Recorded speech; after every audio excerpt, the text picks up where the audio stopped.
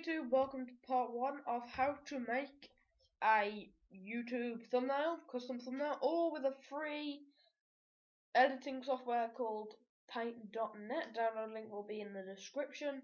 And yeah, today I'll be showing you how to make this, but with your own custom text down here, obviously. It doesn't have to say YouTube banners, it can be anything. It doesn't even have to say tutorial if you don't want to make it too. But yeah, let's get straight to it. So first, you can obviously just click new, and then do the width to 1280, and then the height as 720. This is YouTube's 720p quality thumbnail. So yeah, just hit OK, and this will load up. And obviously, you want a plain background. So all you've got to do is just do your select and then hit delete on the keyboard. It will go as quick as that. But first we're going to want to try and get the background like this. Now this is nothing to do with Paint.net, it's literally a quick Google job. All you've got to do is go onto Google. Obviously I was searching the Paint.net logo, just type in paper or whatever. So I'll just type in paper and then find one we like and just copy and paste it in to your Paint.net. I'll just wait for this to search. There you go. We could just get on a paper like this, and yeah, we'll just go copy it and paste it. We'll just go copy, and you can't paste it like with left click. You just got to go Control and V, and it will paste it like that. Then just put it to the size you like. And bear in mind, you will need plugins for this if you want to do a drop shadow, just like you see around the edges. So yeah, first of all, what you're going to do is create a new layer, and first you're going to have your tutorial things. Now, what you're going to want to do is find a font you like on what's called dafont.com, and you could just search. You could just literally like go to themes and hit cartoon. Let's go back. Cartoon and find the one you like. You could pick any one of this, one or two. I recommend one or two, as you can see. But for the one we used, and just for the demonstration of this tutorial, we will just use Dimbo, which is this one. And I forgot what this one was called. What was it called? Let's just have a look. Oh, we'll find it later. Anyway, all you want to do is go into here, and I'll just quickly find what that was called. The cartoonist. There we go. It's called cartoonist, and it's the first one you see. Not the cartoonist simple. It's just cartoonist cookie or cocky, whatever. Lol. So that. What you're gonna want to do? Just go cartoonist. Find it. Cartoonist, cartoonist, cartoonist.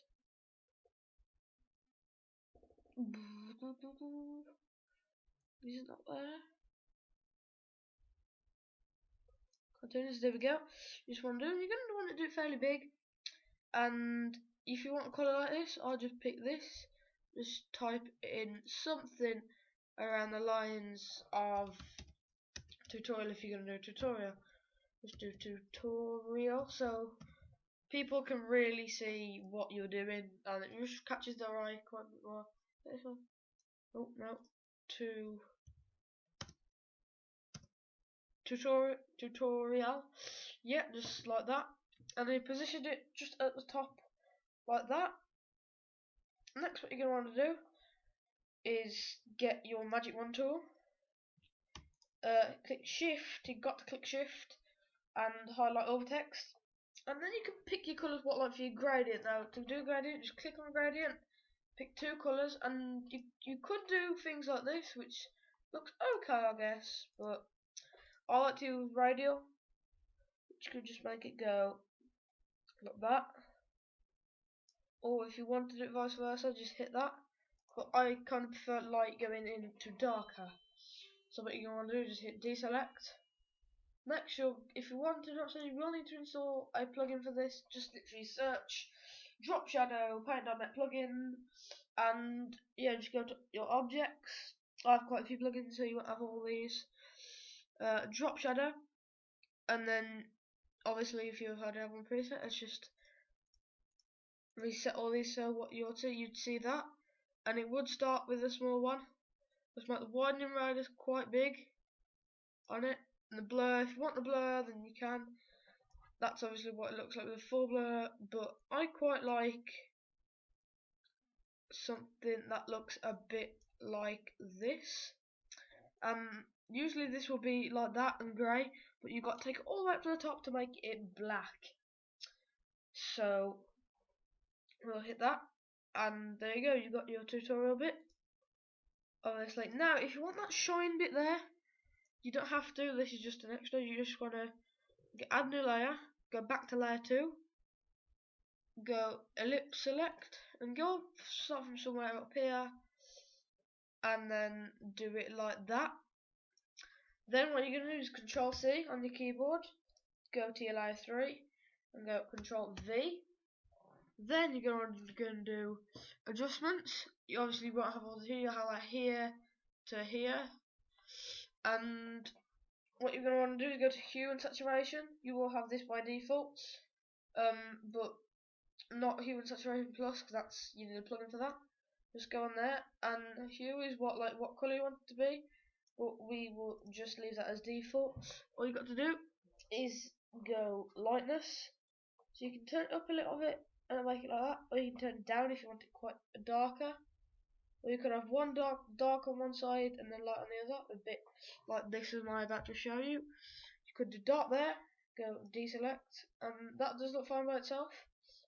Or then you could do something like this, as well as that. Just go out and adjustments, hue and saturation. I know this doesn't really do much, but it does make it add a nice effect to it. So yeah, but I personally just like it. Like light, not dark. I don't know, it just adds to the effect. Just put it on about 25, that'll do it. And then hit deselect, and you've got that nice thing like that.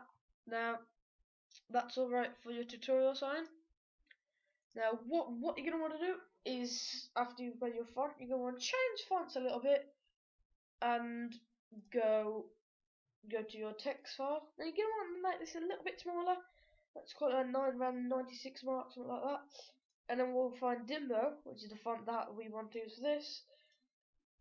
And literally do this, but we want to center that. So let's just call it, obviously we're just going to make.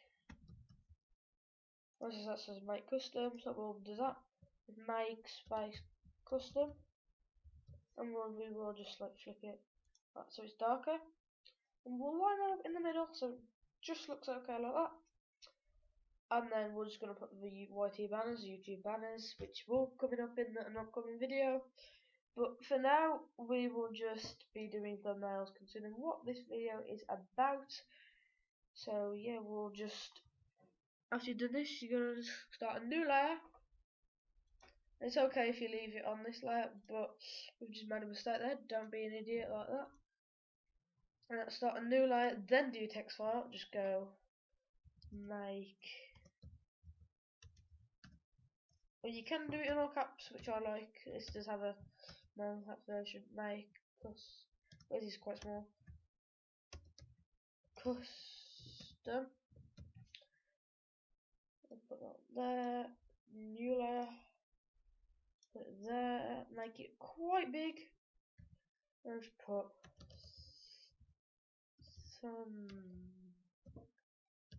thumbnails.